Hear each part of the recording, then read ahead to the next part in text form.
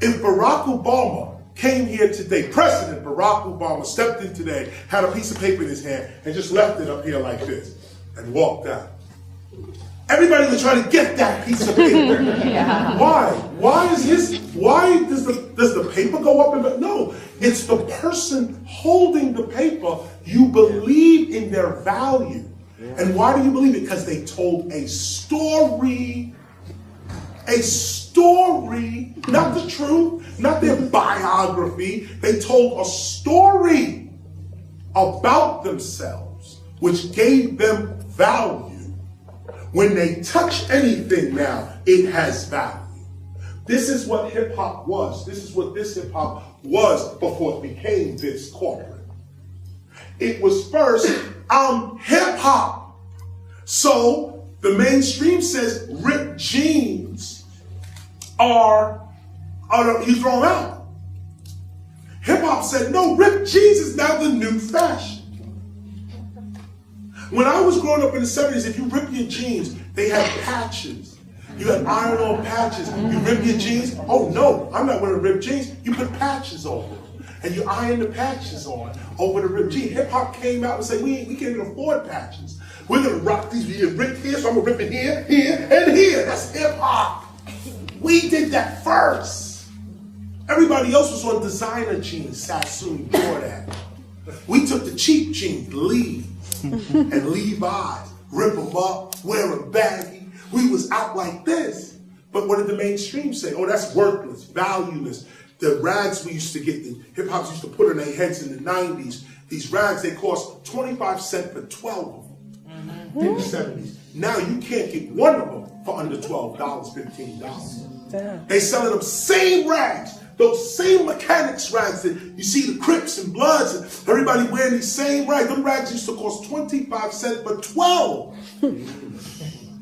The minute the Crips start wearing them, a few rappers in the video start wearing them same rags that was 12 went up $15, $20, $30 now. People start putting stuff on them $50 now for a rag. Timberland boots, work boots that you bought, laced up, and went to do heavy labor. Hip hop took that, started loosening them up. Don't scuff up my magic.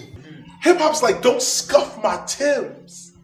And Timberland boots is made to be scuffed up. You put, out of all the boots that you can wear, this particular shoe is a construction boot. It is made to be scuffed up and blackened from the time you put it on. Hip hop said, no, this is the fashion statement. Don't scuff my Timbs. I want to keep them fresh. Timberland, the thing went up. The stock, the company, all of it went up. And it was making money off the hip hop, no? No, not at all. Now back to these dudes. They out there, Rolex just put a commercial out. Rolex just put a commercial out with Dr. Martin Luther King in the commercial. Come on, y'all, come on. They got Dr. King, they said, yo, Dr. King wore Rolex. They said Gandhi wore a Rolex. They have a whole bunch of people. They said John F. Kennedy wore a Rolex. So Rolex is trying to step up by saying, you know, some of the great minds in the world rocked the Rolex. Now, they're taking it back there, but you know how Rolex really got their money over the 90s? Boom! Right here. Actually, it was here. But I know Tupac gave Biggie his first Rolex. Bing!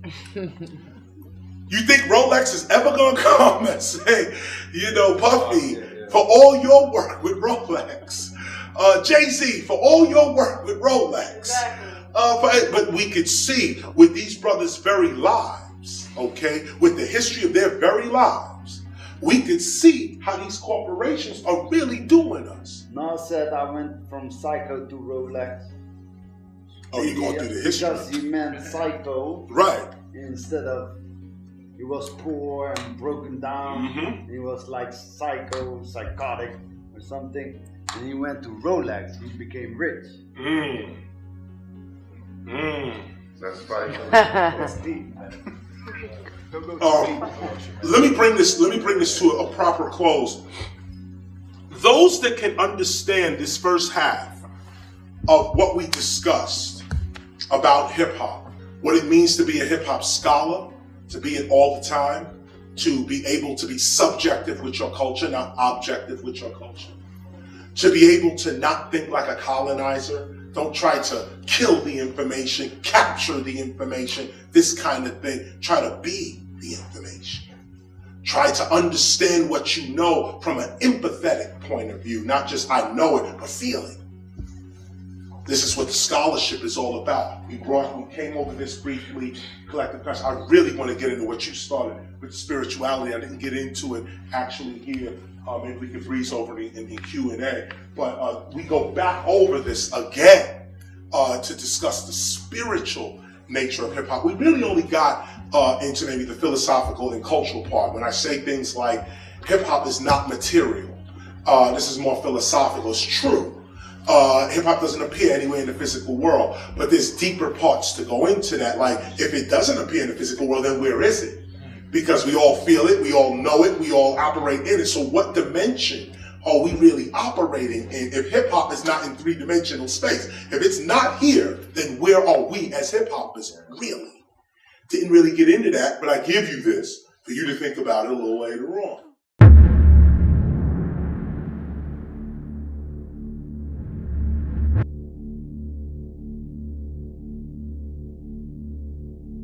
We talking hip hop for real.